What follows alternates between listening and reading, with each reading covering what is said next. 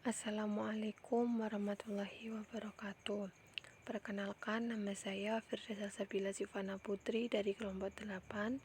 Di sini saya akan mempresentasikan hasil kerja kelompok saya yang berjudul Kandungan Al-Qur'an.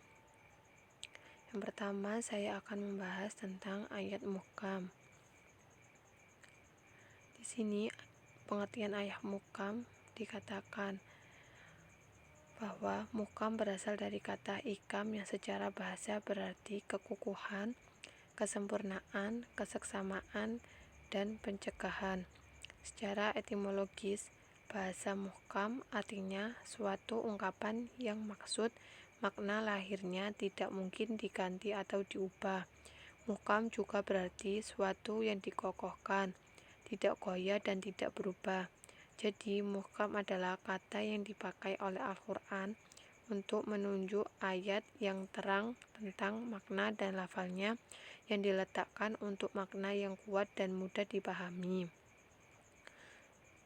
Selanjutnya, ada contoh ayat-ayat muhkam yang berbunyi wa aqimus sholata wa atuz zakata wazka'u ma'ar raki'in, yang artinya, dan laksanakanlah sholat, tunaikanlah zakat, dan rukuklah beserta orang yang rukuk.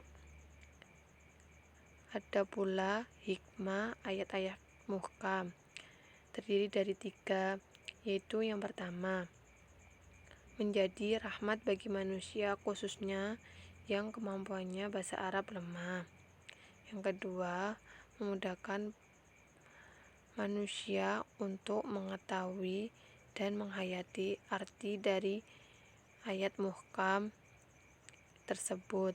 Dan ketiga, menghilangkan kesulitan dan kebingungan umat dalam mempelajari isi ajarannya. Yang selanjutnya saya akan menjelaskan tentang ayat mutasyabih.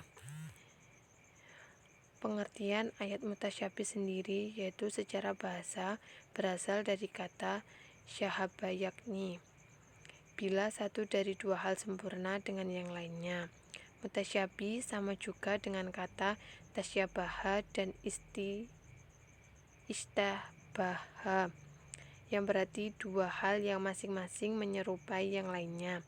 Jadi, mutasyabih adalah kata yang dipakai oleh Al-Qur'an untuk menunjuk ayat yang bersifat global atau mujmal, yang membutuhkan adanya takwil atau mu'awwal yang sukar dipahami atau musyikil, karena ayat-ayat mujmal itu membutuhkan rincian seperti ayat-ayat yang mu'awwal baru dapat diketahui maknanya setelah ditakwilkan, dan ayat-ayat yang musyikil samar maknanya dan sukar dimengerti.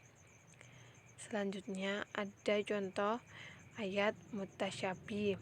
Yang pertama, berdasarkan kesamaran dalam lafal mufrad yang berbunyi wa fakihatan wa abba, yang artinya dan buah-buahan serta rerumputan. Yang kedua yaitu kesamaran dalam lafal muqarrab yang berbunyi laisa kamitslihi syai'un, yang artinya tidak ada sesuatu pun yang serupa dengan dia, dan dia yang maha mendengar, maha melihat. Mutasyabih juga memiliki hikmah, yaitu terdiri dari 5. Yang pertama, memperlihatkan kelemahan akal manusia. Yang kedua, mulai pengalaman indrawi yang biasa disaksikan manusia menerima pemahaman abstrak ilmiah.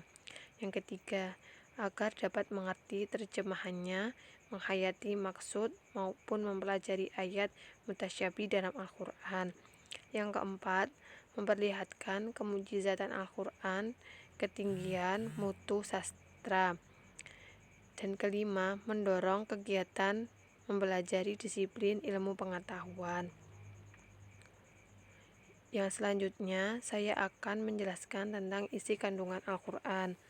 Dalam isi kandungan Al-Qur'an juga memiliki pokok-pokok kandungan Al-Qur'an, seperti Pertama, akidah. Akidah merupakan masalah yang paling pokok dan paling mendasar bagi setiap mukmin. Akidah menjadi pintu awal masuknya seseorang ke dalam Islam, dan akidah pula yang harus dia pertahankan hingga akhir hidupnya. Yang kedua, akhlak.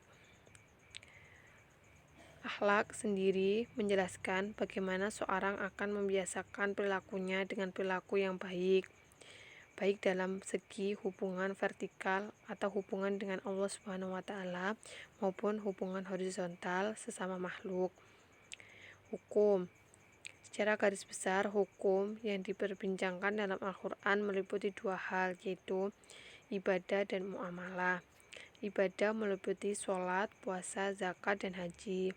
Dan muamalah sendiri meliputi hukum, keluarga, jenazah, politik, dan ekonomi. Yang keempat, ibadah atau hubungan vertikal.